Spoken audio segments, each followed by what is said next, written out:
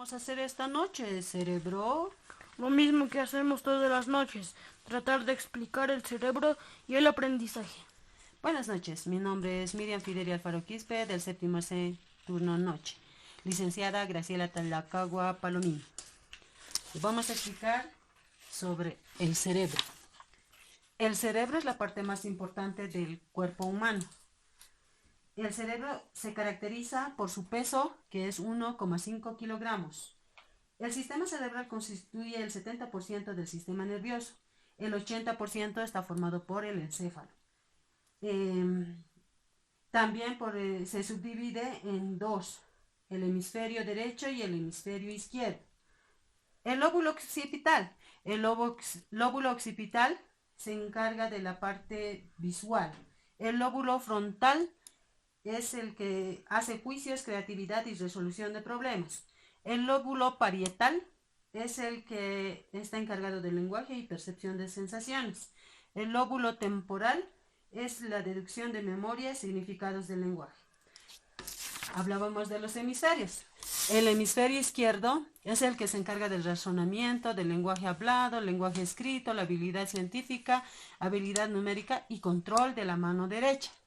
El hemisferio derecho se encarga de la intuición, imaginación, sentido artístico, sentido musical, percepción tridimensional, control de la mano izquierda. El hemisferio izquierdo es lineal, el hemisferio derecho es circular. Las etapas de aprendizaje. Las etapas de aprendizaje son la de preparación, adquisición, elaboración de forma integral y funcional y la influencia del ambiente. Para Hansen existen 5 factores, lo que son los genes de herencia, las experiencias vividas, el deseo de evolución y la elección de estilos de vida. El componente genérico o hereditario son los genes que moldean los componentes de la inteligencia. No solo definen las capacidades, sino que influencian en el logro del aprendizaje. El componente empírico, moldeado biológicamente por las experiencias de vida. El componente de estilo de vida. El cerebro es nutrido desviando por acciones diarias. Lo define, ¿no? Vygotsky. La interacción social es determinante para el aprendizaje. El componente de deseo y evolución es cuando un ambiente es adecuado para el aprendizaje. El componente de ambiente podemos nombrar a la adrenalina, que es un neurotransmisor y favorece el aprendizaje. ¿Qué es la conciencia? La conciencia es la percepción que toda persona tiene de sí misma y de su entorno. Las funciones mentales superiores, la atención, el estado de ánimo, la memoria, el cálculo asimétrico, el juicio de abstracción, la orientación, el lenguaje y el lenguaje espontáneo o comprensión.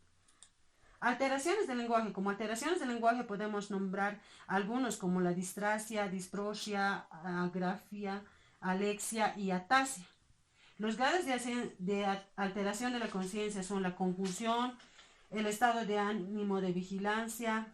Por ejemplo, la evolución es el estado de vigilancia, el delirio es la irritabilidad, el estupor, el miedo, y el estado de coma sería la somnolencia y el sueño profundo sería el estado de coma.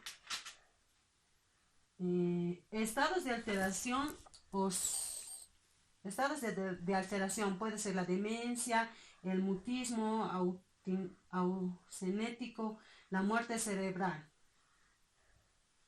¿Qué sería la muerte cerebral? Es la pérdida de todas las funciones cerebrales. Ahora nos vamos al aprendizaje. El aprendizaje es la enseñanza, el desarrollo y la educación. Proceso global del aprendizaje. El aprendizaje se dividiría en 3, digamos. La entrada de la información sería la vista, el oído, el tacto, el gusto, el olfato. Y seguido de eso se vería el procesamiento de registro, sería el cerebro. La salida de información sería la comunicación. La memoria humana. ¿Qué hace la memoria humana? Actúa como una computadora, o sea, es decir, que La memoria es como una computadora que tiene su codificación, almacenamiento y recepción. Clases de memoria. Tenemos la memoria a corto plazo, que sería un número telefónico. La memoria a largo plazo sería el recordar la primera maestra. La memoria sensorial puede ser observar un paisaje. También tenemos los trastornos de memoria. Los trastornos de memoria son distorsiones patológicas de la memoria, por ejemplo, la amnesia, el Alzheimer y el síndrome de Caronfort. Tips para fortalecer la memoria. Como tips te podemos dar